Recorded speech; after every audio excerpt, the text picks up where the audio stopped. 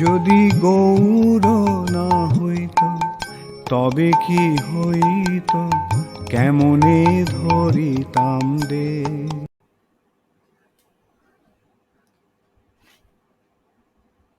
শ্রী ঈশ্বর হরে কৃষ্ণা, দণ্ডবত প্রণাম। আমরা চৈতন্য চরিতামৃতের আদি লীলায় আছি। হরে কৃষ্ণ নাম। আমরা চৈতন্য চরিতামৃতের আদি লীলায় আছি, নবম পরিচ্ছেদ চলছে। আজকে আমরা শ্লোক সংখ্যা 11 থেকে কন্টিনিউ করব। শ্রী ঈশ্বর পুরী রূপে অঙ্কুর পুষ্ট হইল। সবাই বলুন।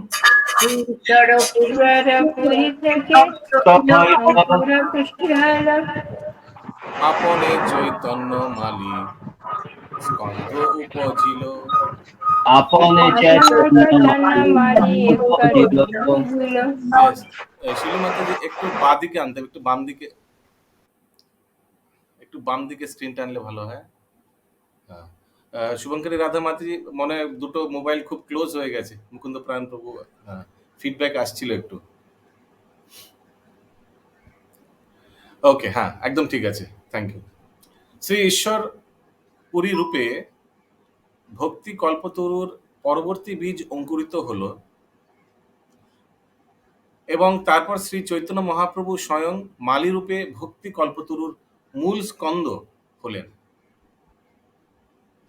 শিল ভক্তি সিদ্ধান্ত সরস্বতী ঠাকুর তার অনুভাষ্যে বলেছেন, শ্রী ঈশ্বরপুরী ছিলেন কুমারহট্টের বাসিন্দা। সেখানে কামারহাটি নামে বর্তমানে একটি রেলওয়ে স্টেশন রয়েছে এবং তার কাছেই হালিশহর নামে আরো একটি স্টেশন রয়েছে। সেই স্টেশনটি পূর্বে কুমারহট্টের বাসিন্দা, সেই স্টেশনটি পূর্বে রেলওয়ের অন্তর্ভুক্ত, যে পথে কলকাতা পূর্বাঞ্চল থেকে যাতায়াত করা চলে। শ্রী ঈশ্বরপুরী ব্রাহ্মণ পরিবারে জন্মগ্রহণ করেছিলেন এবং তিনি ছিলেন শ্রী মাধবেন্দ্র পুরীর সবচাইতে প্রিয় শিষ্য। শ্রী চৈতন্য চরিতামৃতের শেষ অংশে বর্ণনা করা হয়েছে, ঈশ্বর পুরী গোসাই করে শ্রীপাদ সেবন, সহস্তে করেন মল মূত্রাদি মার্জন, নিরন্তর কৃষ্ণ নাম করায় স্মরণ, কৃষ্ণ নাম কৃষ্ণ লীলা শুনায় অনুক্ষণ, তুষ্ট হইয়া পুরী তারে কইলা আলিঙ্গন, বর দিলা কৃষ্ণ তোমার হৌ প্রেমধন। সেই হইতে ঈশ্বরপুরী প্রেমেরও সাগর। শেষ জীবনে শিল মাধবেন্দ্র পুরী অথর্ব হয়ে পড়েন এবং চলাফেরা করতে সম্পূর্ণভাবে অক্ষম হয়ে পড়েন।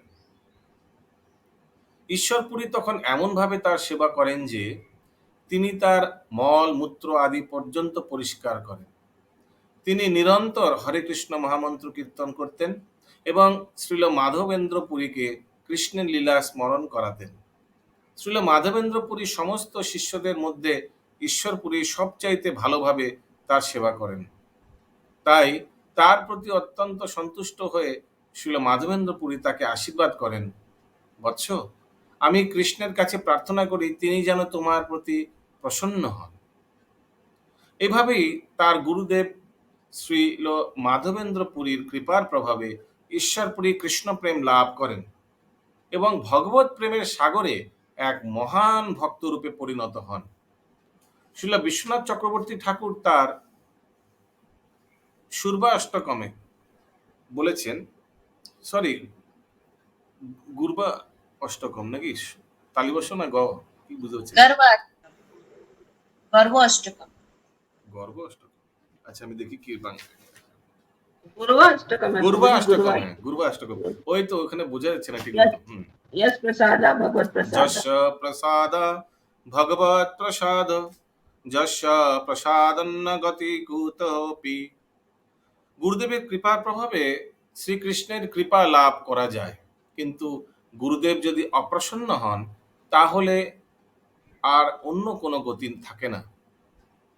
গুরুদেবের কৃপার প্রভাবেই পূর্ণ সাফল্য লাভ করা যায়, সেই দৃষ্টান্ত এখানে উজ্জ্বলভাবে প্রকাশিত হয়েছে। বৈষ্ণবকে ভগবান সর্বদাই রক্ষা করেন, কিন্তু যখন তাকে অক্ষম বা অথর্ব বলে মনে হয়, সেটি হচ্ছে তার শিষ্যদের তাকে সেবা করতে দেওয়ার জন্য তারই প্রদত্ত একটি সুযোগ। ঈশ্বরপুরী তার গুরু সেবার দ্বারা গুরুদেবকে প্রসন্ন করেছিলেন এবং তার গুরুদেবের আশীর্বাদের ফলে তিনি এমনই এক মহাপুরুষ পরিণত হয়েছিলেন যে শ্রী চৈতন্য মহাপ্রভু তাকে গুরুরূপে বরণ করেছিলেন। শিল ঈশ্বরপুরী ছিলেন শ্রী চৈতন্য মহাপ্রভুর গুরুদেব, কিন্তু শ্রী চৈতন্য মহাপ্রভুকে দীক্ষা দেওয়ার পূর্বে তিনি নবদ্বীপে গোপীনাথ আচার্যের গৃহে কয়েক মাস বাস করেন। সেই সময় তার সঙ্গে শ্রী চৈতন্য মহাপ্রভুর পরিচয় হয় এবং তিনি তার রচিত কৃষ্ণ লীলামৃত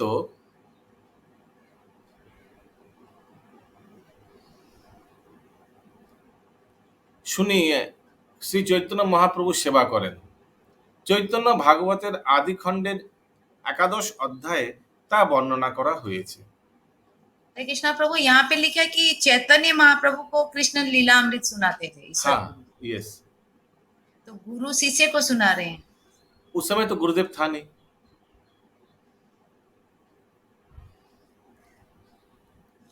और अच्छा, पहले नवदीप में मिले, बाद में गया में मिले। बाद में उनका दीक्षा हुआ। तो यहाँ आपको इससे इस तरह से देखना है कि भगवान का सेवा कर रहा है भक्त, भगवान को कृष्ण लीलामृत सुनाकर। जैसे अंत लीला में भी स्वरूप दामोदर महाप्रभु को भागवतम से श्रवण कराते थे, अलग अलग ग्रंथों से श्रवण कराते थे, उनको आनंद प्रदान यहाँ करने पे के ये लिए। भी समझ सकते हैं कि गुरु मतलब ईश्वरपुरी चैतन्य महाप्रभु को ज्ञान दे रहे हैं। ज्ञान दे रहे क्या? ये तो पढ़ के सुना रहे, रीडिंग, रोचित पढ़ सुनिए। के सुनना, श्रवण से भी तो प्रभु भक्ति बढ़ती है ना। हाँ जरूर, लेकिन अभी तक दीक्षा नहीं हुआ है इनका। या কিভাবে সদ্গুরুর বিশ্বস্ত শিষ্য হতে হয় সেই শিক্ষা দেওয়ার জন্য শ্রী চৈতন্য মহাপ্রভু কুমারহট্টে ঈশ্বরপুরীর জন্মস্থানে গিয়েছিলেন এবং তার জন্মস্থানের মাটি সংগ্রহ করেন। এটা হচ্ছে ওই চৈতন্য ডুবা, সেখানে আমাদের যাওয়ার কথা ছিল কিন্তু যাওয়া হয়নি কিছুভাবে। এই স্থানেই মহাপ্রভু ওই ঈশ্বরপুরীর জন্মস্থানে মাটি সংগ্রহ করে ডেলি একটু একটু করে ওটা আস্বাদন করতেন। সেই মাটি তিনি খুব সাবধানতার সঙ্গে রেখে দিয়েছিলেন এবং প্রতিদিন তিনি একটুখানি করে সেই মাটি খেতেন। চৈতন্য ভাগবতের আদি খণ্ডের সপ্তাদশ অধ্যায়ে তা বর্ণনা করা হয়েছে। এখন শ্রী চৈতন্য মহাপ্রভু দৃষ্টান্ত অনুসরণ করে সেখানে গিয়ে সেই স্থানের মাটি সংগ্রহ করা ভক্তদের কাছে একটি প্রচলিত প্রথায় পরিণত হয়েছে। हरि बोल। तो हम लोग भी जाएंगे और यहाँ का माटी लेंगे। इस समय वो गुरु बन गए। हाँ जी, प्रभु जी इस समय गुरु बन गए वो पूरी। हाँ ये बाद में हुआ, ये बाद में माटी। हाँ ये तो गुरुदेव का देह रखने के बाद, जब ईश्वरपुरी देह रख दिया उसके बाद महाप्रभु जाकर वहां से माटी लिए। निज चिंत शिष्य बन गए थे ना उनके। हाँ महाप्रभु उनके शिष्य तो बन चुके थे ना माटी का लाने से पहले। हाँ। हरे कृष्णा प्रभु जी, धन्यवाद प्रणाम। हरे कृष्णा। निज चिंत शक्तिमाली হইয়া স্কন্ধ হয়, निज चिंता শক্তিমালী হইয়া স্কন্ধ হয়, সকল শাখার সেই স্কন্ধ মূলাশ্রয়। সকল শাখার স্কন্ধ মূলাশ্রয়। তার অচিন্ত শক্তির প্রভাবে ভগবান একাধারে সেই বৃক্ষের মালি ও স্কন্ধ। সেই স্কন্ধ হচ্ছে সমস্ত শাখার মূল আশ্রয়।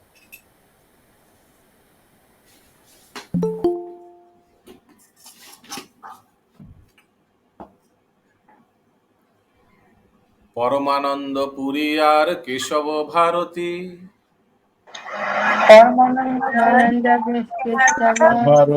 ব্রহ্মানন্দ পুরী আর ব্রহ্মানন্দ ভারতী। ব্রহ্মানন্দ কুমার ব্রহ্মানন্দ ভারতী বিষ্ণুপুরী, কেশবপুরী, পুরী কৃষ্ণানন্দ, विष्णुपुरी শ্রী নৃসিংহ তীর্থ আর পুরী সুখানন্দ,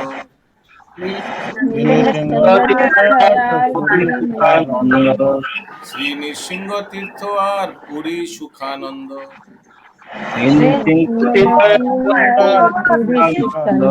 এই নবমূল শিল বৃক্ষ মূলে, এই নবমূলে বৃক্ষ করিল নিশ্চলে, এই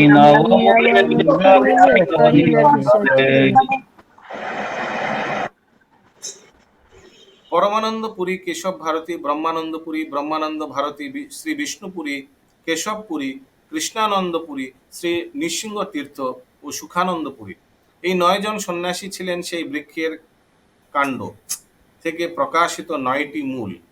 এভাবেই 9টি মূলের উপর ভর করে সেই বৃক্ষ দৃঢ়ভাবে দণ্ডায়মান ছিল।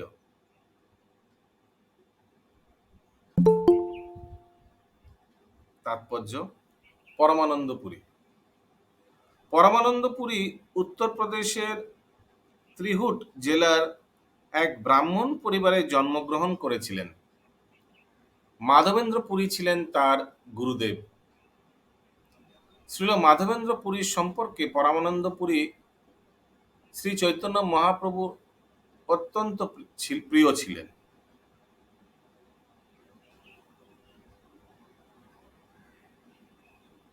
শ্রী চৈতন্য ভাগবতের অন্তখণ্ডে বর্ণনা করা হয়েছে, সন্ন্যাসীর মধ্যে ঈশ্বরের প্রিয় পাত্র আর নাহি এক পুরী গোসাই সে মাত্র। দামোদর স্বরূপ পরমানন্দ পুরী, সন্ন্যাসী পার্ষদে এই 2 অধিকারী।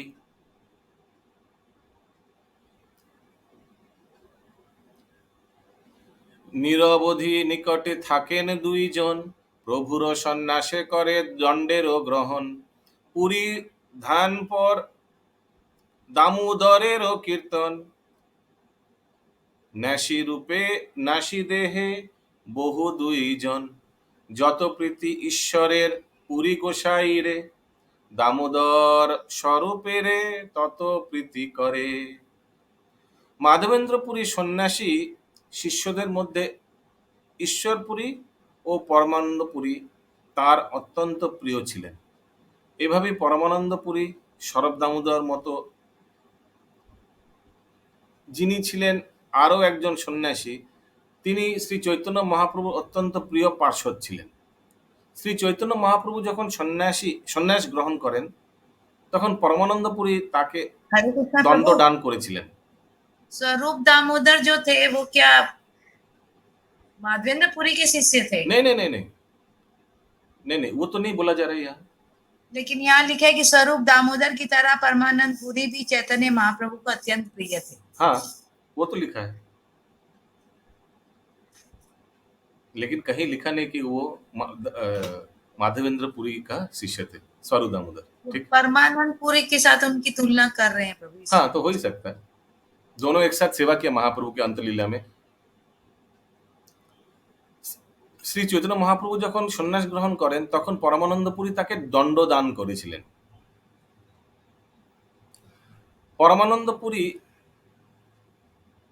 নিরন্তর ধ্যানে মগ্ন থাকতেন এবং শ্রী স্বরূপ দামোদরের নিরন্তর হরে কৃষ্ণ মহামন্ত্র কীর্তনে মগ্ন থাকতেন।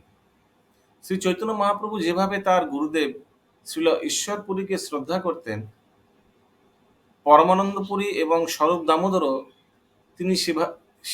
দামোদরকেও তিনি সেভাবেই শ্রদ্ধা করতেন।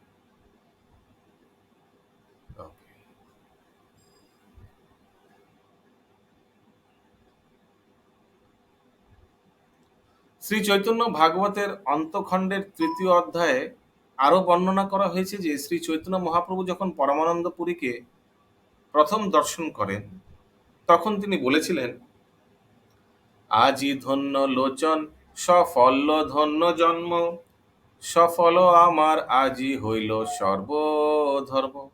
প্রভু বলে আজি মোর সফল সন্ন্যাস, আজি মাধবেন্দ্র মোরে হইলা প্রকাশ।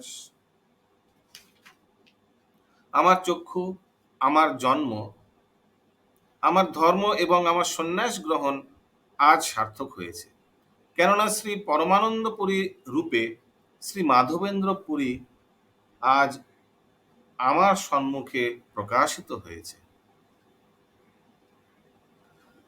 শ্রী চৈতন্য ভাগবতে আরো বলা হয়েছে,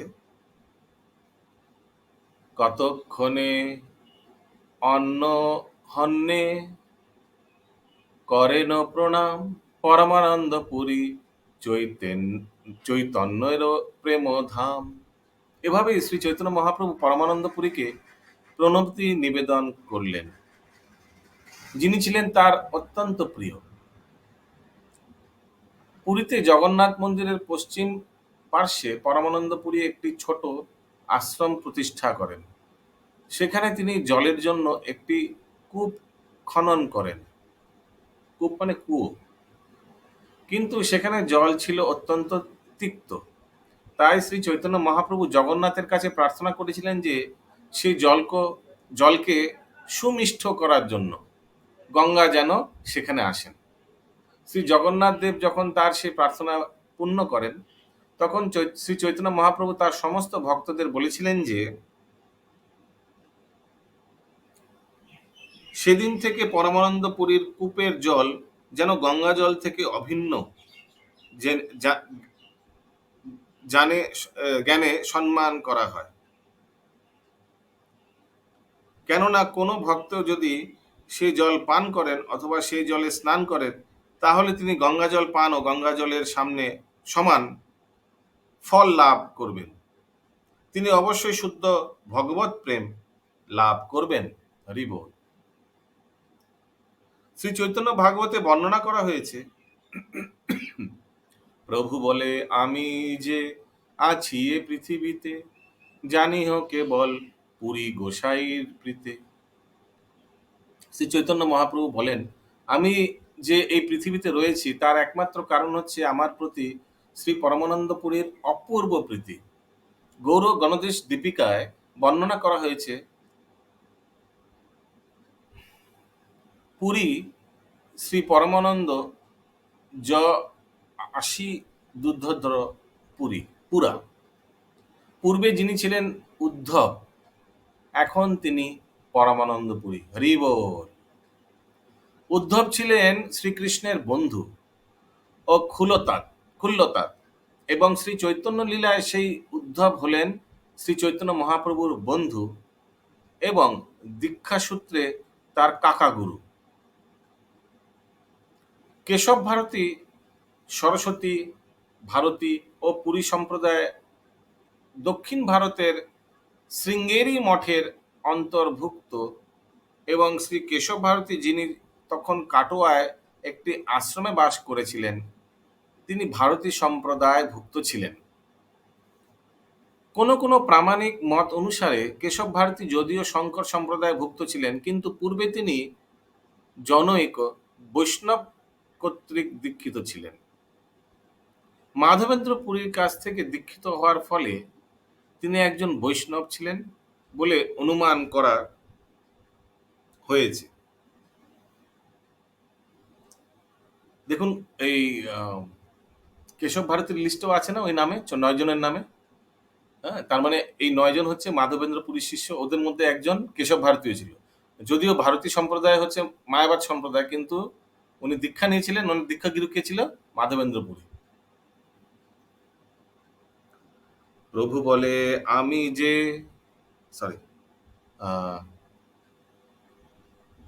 কোথায় গেল?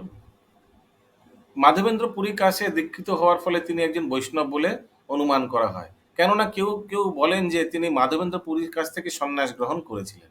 কেশব ভারতী যে মন্দির প্রতিষ্ঠা করেছিলেন এবং বিগ্রহের আরাধনা শুরু করেছিলেন, তা আজও খাটুন্দি নামক গ্রামে বর্তমান। সেই গ্রামটি বর্তমানে কান্দারা ডাকঘরের অন্তর্ভুক্ত।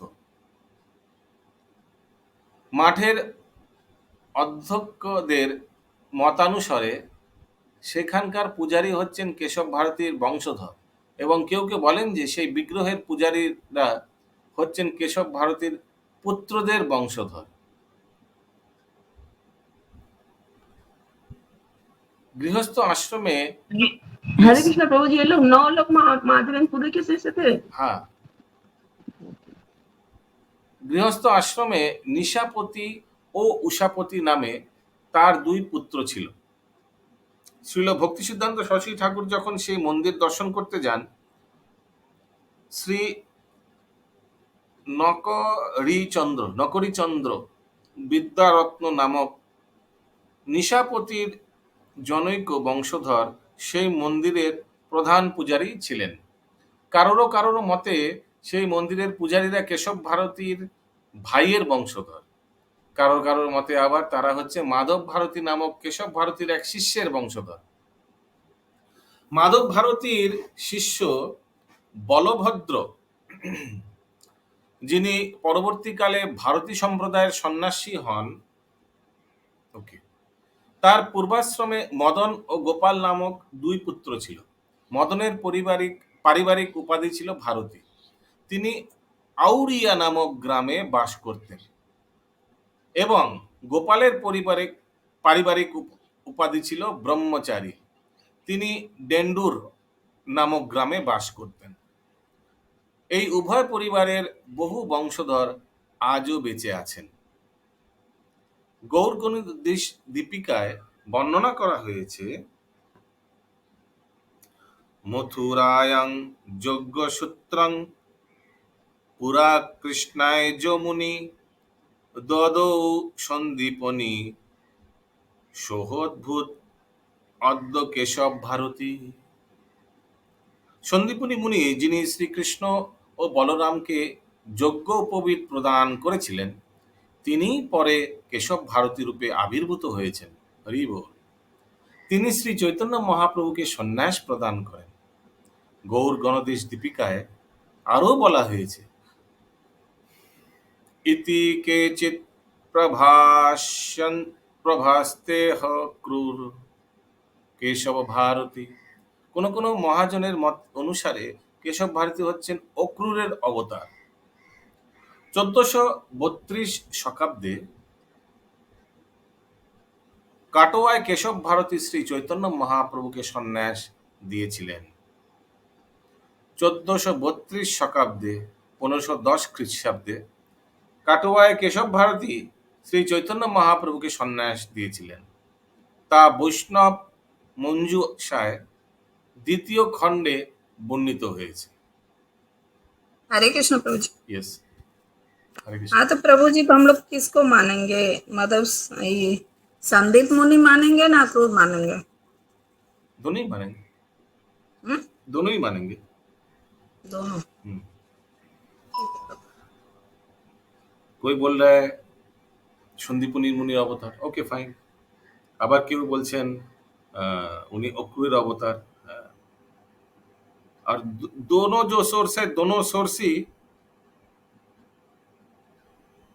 गौर गणदेश दीपिका है, ग्रंथ एक ही है, और दोनों वैष्णव परंपरा, माने ये ग्रंथ वैष्णव परंपरा में प्रामाणिक ग्रंथ है, तो दोनों को मानना पड़ेगा। ये मानना पड़ेगा कि ये भी हो सकता है, वो भी हो सकता है, और ऐसे भी हो सकता है कि जुगल अवतार, बहुत ऐसा है ना जो जुगल अवतार है, जैसे अर्जुन अवतार, ऐसे बहुत है जो डबल इधर यहाँ वहां भी 2 अवतार। अर्जुन का अवतार कौन था, भूल जा रहा हूं। रामानंद राय। कोई बोलता है ललिता शकी या विशाखा शकी का कोई दोनों में से एक अवतार है, और कोई बोलता है अर्जुन का भी अवतार है। विशाखा प्रभु, विशाखा और विशाखा, रामानंद। हाँ, रामानंद राय, विशाखा। আবার কেউ বলে অর্জুনের অবতার। ওকে, এবার নেক্সট ব্রহ্মানন্দপুরী। মহাপ্রভু যখন নবদ্বীপে তার সংকীর্তন লীলা প্রকাশ করেছিলেন, তখন ব্রহ্মানন্দপুরী ছিলেন তার একজন পার্ষদ। শ্রী চৈতন্য মহাপ্রভু যখন জগন্নাথপুরীতে যান, তখন তিনিও সেখানে তার সঙ্গে যুক্ত হয়েছিলেন।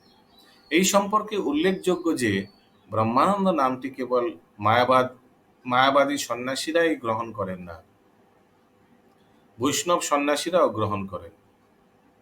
কিন্তু অল্পজ্ঞ মানুষ মনে করে যে ব্রহ্মানন্দ স্বামী নামটি মায়াবাদী সন্ন্যাসীর নাম। কিন্তু তারা জানে না যে এই ব্রহ্মানন্দ শব্দটি সবসময় নির্বিশেষ ব্রহ্মকেই দোত্তক নয়।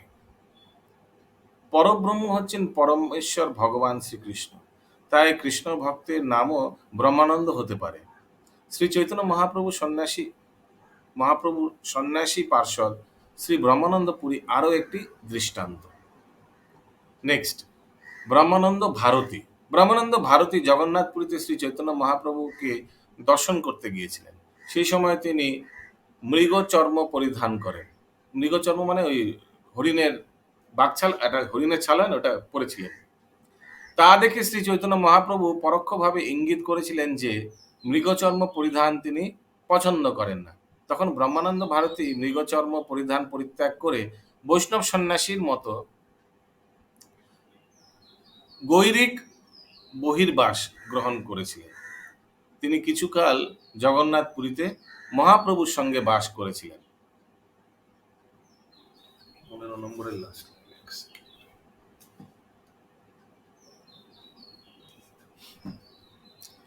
16 নম্বর শ্লোক। মধ্যমূল পরমানন্দ পুরী মহাধীর, মধ্যমূল পরমানন্দ পুরী মহাধীর, অষ্টদিকে অষ্টমূল বৃক্ষ কৈল স্থির। অষ্টদিকে অষ্টমূল বৃক্ষ কৈল স্থির।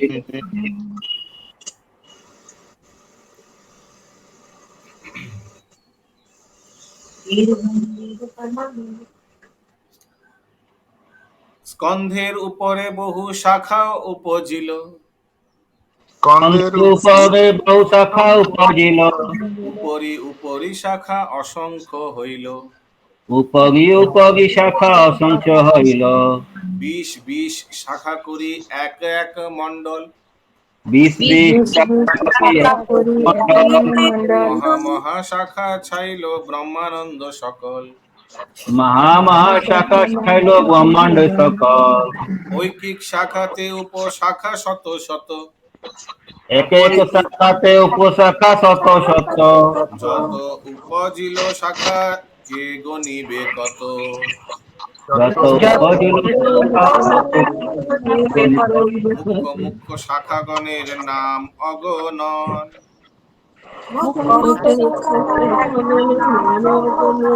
আগে তো করিব শুনো বৃক্ষের বর্ণন।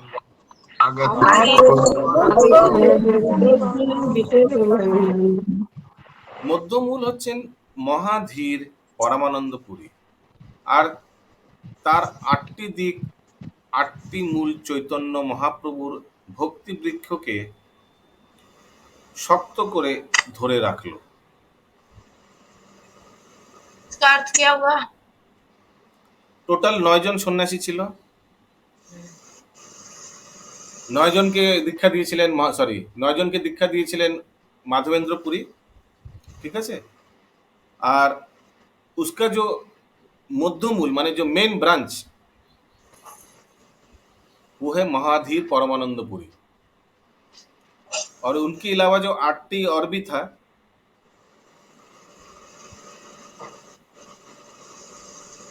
अलग अलग जड़ें जो फैली रहती है। हाँ, वो मेन जो मूल है उसको अच्छा से पकड़ के रख रहा है। কিন্তু আমি এটাই ভাবছি চৈতন্য মহাপ্রভু তো ঈশ্বরপুরীর লাইনের। ওকে, আগে দেখি।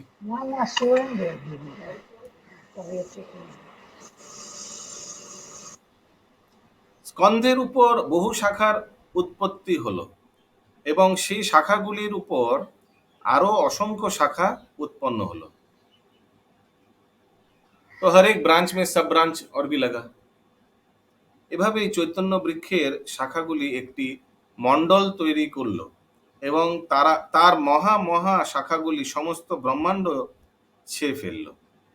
আমাদের আন্তর্জাতিক কৃষ্ণ ভাবনামৃত সংঘ চৈতন্য বৃক্ষের একটি শাখা। হরি বল। এক একটি শাখা থেকে শত শত উপশাখা জন্মায়। এভাবেই যে কত শাখা হলো তার কেউ শুনে শেষ করতে পারে না। আমি মুখ্য মুখ্য অগণিত শাখার নাম বর্ণনা করতে চেষ্টা করব। दया करे এখন চৈতন্য বৃক্ষের বর্ণনা শ্রবণ করুন। जो मेन मेन ब्रांच है, सब ब्रांच है, वो सब अभी कविराज गोस्वामी बताएंगे। বৃক্ষের উপরে শাখা হইল দুই স্কন্দ, বিছরে উপরে শাখা হইল দুই স্কন্ধ, এক অদ্বৈত নাম আর নিত্যানন্দ। এক এক অদ্বৈত নাম আর নিত্যানন্দ। সেই দুই স্কন্ধে বহু শাখা উপজিল, সেই দুই শাখা হইল, তার উপশাখা গণে জগৎ ছাইল। বড় শাখা উপশাখা তার উপশাখা,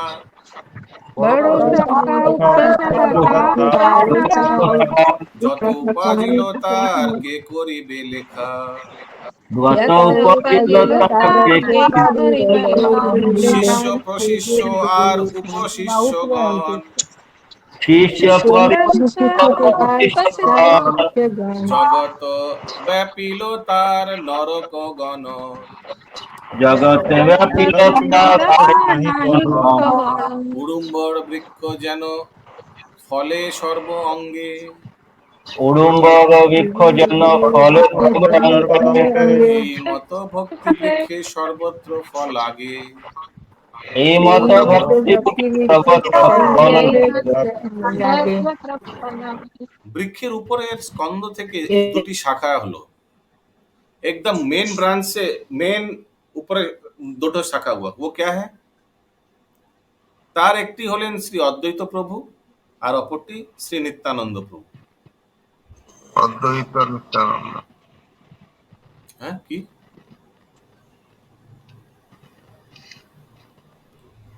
এই দুটি স্কন্দ থেকে বহু শাখা ও উপশাখা সমস্ত জগৎ ছেয়ে ফেললো।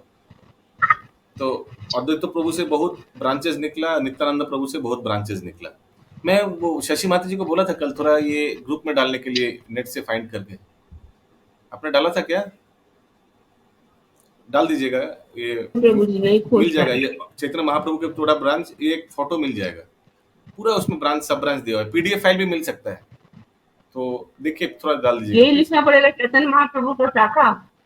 एकदम ओके। कृष्णा प्रभु जी एक चीज पूछे प्रभु, ये जो माधवेंद्रपुरी के शिष्य थे ईश्वरपुरी, और यहाँ जब नौ सन्यासी के बारे में लिखा है तो ईश्वरपुरी का नाम वहां पर नहीं है। कौन सा श्लोक में नहीं है प्रभु? ये 14-15 में जिसमें 9 सन्यासी के बारे में लिखा हुआ है ना, परमानंद पुरी, केशव भारती, ब्रह्मानंद पुरी, इसमें ईश्वरपुरी नहीं है इनमें। ये तो सब सन्यास लिया था इनसे। ये सन्यासी और वो शिष्य वो अलग हो गया ना दोनों। ईश्वरपुरी शिष्य थे और ये सन्यासी हुए ना सारे। 9 জন সন্ন্যাসী দিয়েছিলেন, তাদের নাম দেওয়া হয়েছে 13 से 15 নম্বর শ্লোক में। ওকে, এই দুটি স্কন্ধ থেকে বহু শাখা ও উপশাখা সমস্ত জগৎ ছেয়ে ফেললো। এর শাখা উপশাখা এবং তার উপশাখা এত অসংখ্য হলো যে কারোর পক্ষে তার লেখা সম্ভব নয়। এভাবেই শিষ্য প্রশিষ্য উপশিষ্য জগৎ ছেয়ে গেল এবং কত যে তার সংখ্যা হলো তা গণনা করা কারোর পক্ষে সম্ভব নয়। একটি বৃহৎ ডুমুর বৃক্ষের সর্ব অঙ্গের যেমন ফল ধরে, তেমনি ভক্তি বৃক্ষের সর্ব অঙ্গেও ফল ধরে। এই ভক্তি বৃক্ষ জড়জগতের বস্তু নয়। হরি বল, ভক্তি বৃক্ষ কি যায়। এই ভক্তি বৃক্ষ বর্ধিত হয় চিৎ জগতে, যেখানে দেহের এক অঙ্গের সঙ্গে অপর অঙ্গের কোনো পার্থক্য নেই। এটি অনেকটা মিছরির বৃক্ষের মতো, মিছরির বৃক্ষের মতো। কেননা সেই বৃক্ষের সেই অঙ্গেরই আস্বাদন করা হোক না কেন, যে অঙ্গেরই আস্বাদন করা হোক না কেন, তা সুমধুর। তো মিশ্রির বৃক্ষ হয় নাকি শক্তিপাত প্রভু? না, বলা হয়েছে এমনি মিশ্রির বৃক্ষ হয় এটা প্রভু। ওকে। ভক্তি বৃক্ষের বিভিন্ন শাখা প্রশাখা, পাতা ও ফল রয়েছে, কিন্তু সে সবেরই उद्देश्य प्रभु হচ্ছে। यहाँ गन्ना का बोला जा रहा है, गन्ना का। हाँ, इंग्लिश में क्या लिखते हैं देखते हैं। 25 नंबर इंग्लिश में बोला गया शुगर, ट्री ऑफ शुगर, चीनी का पेड़। हिंदी में भी चीनी लिखा हुआ है प्रभु जी। अच्छा, प्रभु जी ये लाइन का जो है, ये आध्यात्मिक जगत में उगता है, अनुवाद में प्रभु विभिन्न अंजीर अंगों में अंतर नहीं होता।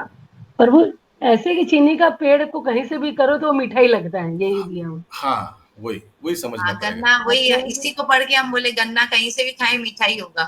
यस, अनुवाद में प्रभु जी अंजीर का वृक्ष लिखा हुआ है। अंजीर, हाँ, एक अच्छा, जिस प्रकार विशाल अंजीर वृक्ष में शरबत के फल लगते हैं। ये फल के लिए लिखा हुआ एक्चुअली। ये अंजीर वृक्ष में जैसे फल चारों हमारा तरफ चलते हैं, बंगाली में डुमुर लिखा है, डुमुर। उसका हिंदी में गुलड़ होता है, गुलड़। ठीक है, किंतु यहाँ तो अंजीर लिखा हुआ है हिंदी में। ठीक है। मेन चीज है कि मीठा मीठा, ठीक है। ये शशिमाती जी आप क्या पूछ रहे थे? प्रभु जी एक लाइन है, यह आध्यात्मिक जगत में उगता है, मतलब भक्ति वृक्ष, जहाँ शरीर के विभिन्न अंगों में अंतर नहीं होता। এই বৃক্ষ বর্ধিত হয় চিৎ জগতে, होता है उसमें शरीर में कोई अंतर नहीं होता। হ্যাঁ, যেখানে দেহ এবং অঙ্গের সঙ্গে অপর অঙ্গের কোনো পার্থক্য নেই। এই ভক্তি বৃক্ষ জড়জগতের বস্তু নয়। तो हम लोग जड़ जगत में तो प्रभु जी भक्ति वृक्ष में पढ़ाई कर रहे हैं। हाँ, लेकिन आध्यात्मिक चीज पढ़ाई कर रहे हैं तो इसीलिए ये कोई जड़ जगतिक वृक्ष नहीं है। ओके, लेकिन एक्सप्लेनेशन भी जड़ जगत का दे रहे हैं। এই বৃক্ষ বর্ধিত হয় চিৎ জগতে। বর্ধিত মানে স্টার্ট নাকি बढ़ता है, उगता है, उगता है। वृद्धि। আচ্ছা,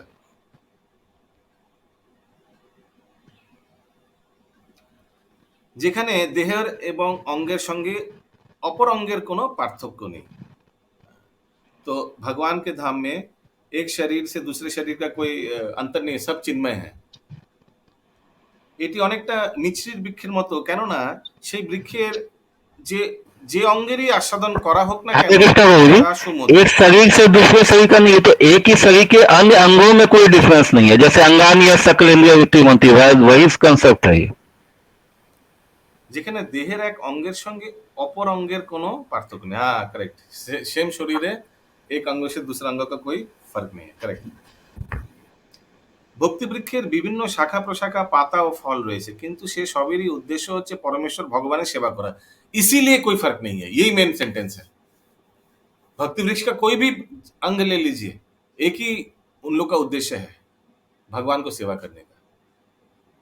ভগবত ভক্তির 9টি অঙ্গ রয়েছে, শ্রবণ, কীর্তন, বিষ্ণু স্মরণং, পাদ সেবনং, অর্চনং, বন্দনং, দাস্যং, সাক্ষ্যং, আত্মনিবেদনং। কিন্তু সেই সবেরই একমাত্র উদ্দেশ্য পরমেশ্বর ভগবানের সেবা করা, এই মেন है। তাই শ্রবণ হোক, কীর্তন হোক, স্মরণ হোক অথবা অর্চনই হোক, সব একই ফল প্রসব করে।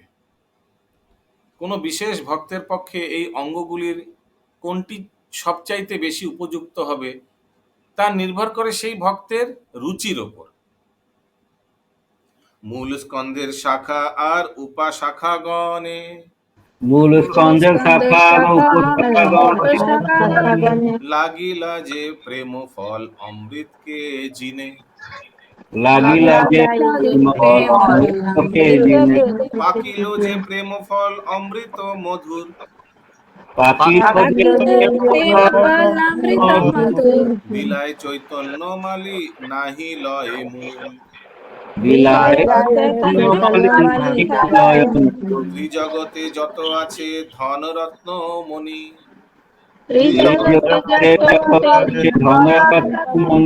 এক ফলের মূল্য করি তাহা নাহি গণি।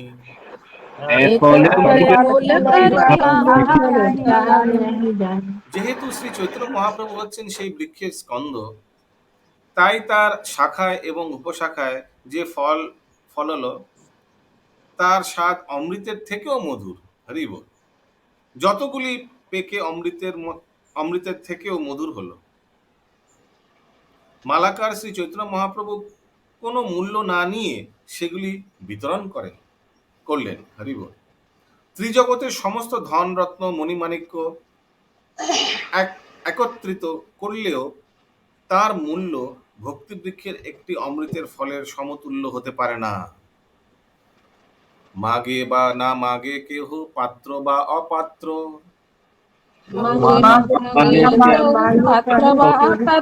ইহার বিচার নাহি জানে দে মাত্র।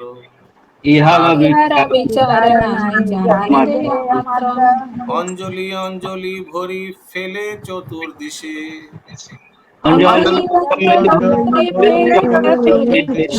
দারিদ্র কুড়াইয়া খায় মালাকার হাসে।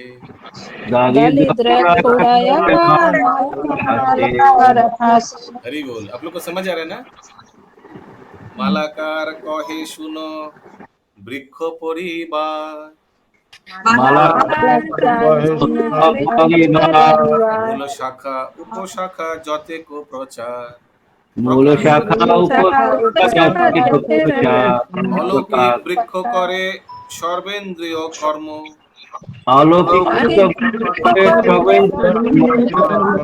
স্থাবর হইয়া ধরে জঙ্গমের ধর্ম।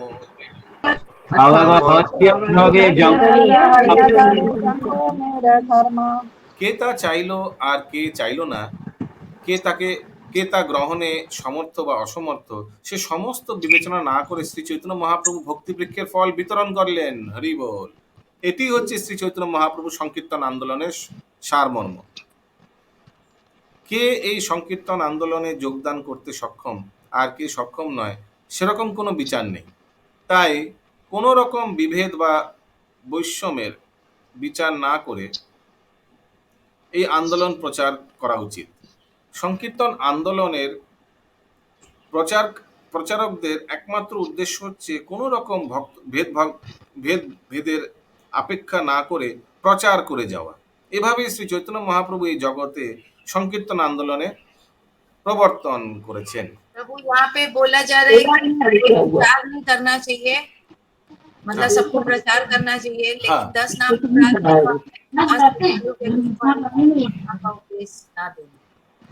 हाँ, लेकिन श्रील प्रभुपाद उस तात्पर्य में लिखता है 10 नाम अपराध में जो 8वां है उसमें भी लिखता है कि भक्त लोग फिर भी इतना कृपामय होता है कि फिर भी भक्त लोग उन लोग को प्रचार करता है ना।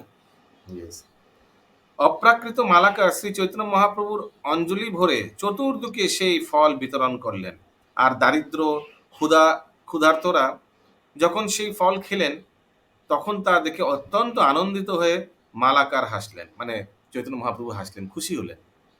ভক্তিবৃক্ষের শাখা উপশাখাদের সম্বোধন করে মালাকার বললেন, যেহেতু ভক্তিবৃক্ষ অলৌকিক তাই তার প্রতিটি অঙ্গ অন্য সমস্ত অঙ্গের কর্ম সম্পাদন করতে পারে।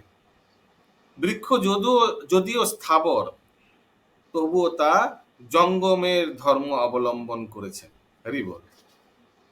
জড়জগতে দেখা যায় যে বৃক্ষ এক জায়গায় দাঁড়িয়ে থাকে, কিন্তু চিৎ জগতে বৃক্ষের এক জায়গা থেকে আরো এক জায়গায় যেতে পারে। তাই চিৎ জগতের সবকিছু বলা হয় অলৌকিক বা অপ্রাকৃত। এই বৃক্ষের আরো একটি বৈশিষ্ট্য হচ্ছে যে তা সর্বতভাবে ক্রিয়া করতে পারে। জড়জগতের বৃক্ষ মূল মাটির নিচে প্রবিষ্ট হয়ে খাদ্য সংগ্রহ করে, কিন্তু চিৎ জগতের বৃক্ষের উপর অংশের ডালপালা ফুল ও পাতা মূলেরই মতো ক্রিয়া করতে পারে। হরি বল। এ বৃক্ষের অঙ্গ হয় সব। हरे कृष्ण प्रभु जी। हाँ, ये वृक्ष का एनोलॉजी, ये जो मतलब इस तरह से जो एनोलॉजी, इसका पर्पस क्या है बताने का? पर्पस यही है, दिखा रहा है कि महाप्रभु का जो वृक्ष है, महाप्रभु का जो ब्रांच है, महाप्रभु तो ट्रंक है, पूरे ब्रांच कितना स्ट्रांग है, कितना कुछ कर सकता है, यही पर्पस है। मतलब ये भी है कि उनका ब्रांचेस मतलब जो भी जुड़ा हुआ है उनसे सभी उन्हीं के समान है, मतलब वी शुड नॉट, हम लोग को भेद नहीं करना चाहिए, हम लोग किसी भी ब्रांच का ये से वही सेम फल पा सकते हैं, ऐसा भी है क्या इसका? उन्हीं के समान नहीं, लेकिन स्ट्रांग है, एक दूसरे के समान बोल सकते हैं। जैसे आप बताए थोड़ा आगे ना, वो एक अंक दूसरे अंक के जैसा। हाँ, वही वही मैं इसीलिए वही समझ रहा हूँ कि मतलब हम लोग जैसे इसमें भेद नहीं कर सकते हैं कि जो कोई किस ब्रांच में, कोई किस ब्रांच में, सबको एक ही समान फल मिलने वाला है। चाहे किसी भी ब्रांच को, इस मतलब इस पेड़ का किसी भी ब्रांच को कहीं से भी पकड़िए, सबको भक्ति जो है एक ही जैसा ही मिलने वाला है, ऐसा ही है। यस, प्रभु हम लोग भी इस ब्रांच की शाखाएं हैं ना, जरूर। शिला तो हम प्रभुपाद लोग की बस भगवत धाम मिल गया फिर शिला तो। प्रभुपाद की कृपा से हम लोग भी जुड़े हुए हैं, सब हम लोग सब। हरे कृष्णा प्रभु जी। यस प्रभु जी, इसमें जो किंतु आध्यात्मिक जगत में वृक्ष के ऊपरी भाग की टहनियां पत्तियां भी जड़ों का काम करती हैं, तो ये मतलब कि जो भोजन बोला गया है तो क्या चीज ग्रहण करती है, पूछ लें। मैंने जितने भी सब ब्रांचेस, सब महाप्रभु का तत्व भी लेता है और प्रचार करता है। तो जितना ब्रांच वांच है वो तो कभी जड़ से पानी सिंचन नहीं करता है, ये तो जड़ सिंचन करता है। लेकिन चित जगत में जितना ब्रांच सब ब्रांच है वो भी पानी सिंचन करता है, यानी भगवत भक्ति का तत्व लेता है। ओके, ये समझना पड़ेगा। কিন্তু চিৎ জগতে বৃক্ষের উপর অংশের ডালপালা ফুল ও পাতা मूलेरही मतो क्रिया करते पारे। मूल का क्या कार्य है? मूल का कार्य है पानी लेकर सबको वितरण करना, लेकिन यही कार्य ब्रांच पत्ता सब करने लगा, माने वो भी नीचे से पानी लेकर सबको वितरण कर रहा है, कृष्ण प्रेम वितरण कर रहा है। यही समझना पड़ेगा। ए বৃক্ষের অঙ্গ হয় সব সচেতন,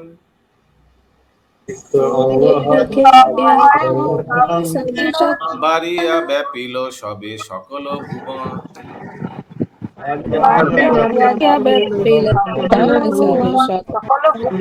একলা মালাকার আমি কাহা কাহা যাব,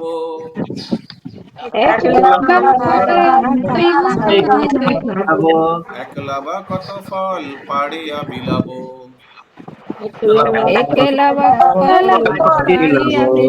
একলা উঠাইয়া দিতে হয় পরিশ্রম,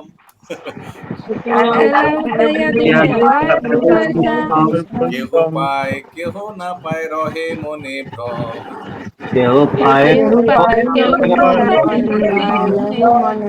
মহাপ্রভু বলছেন, হ্যাঁ এগুলো এই বৃক্ষ দেখুন, ইনভার্টেড কমাজে আছে, এই বৃক্ষের সমস্ত অঙ্গ চিন্ময় সত্তা বিশিষ্ট এবং সেগুলি বর্ধিত হয় সমস্ত জগৎ জুড়ে বিস্তৃত হলো। আমি হচ্ছি একমাত্র মালাকার, একা একা আমি কত জায়গায় যেতে পারি, কত ফলই বা পেরে বিলাতে পারি।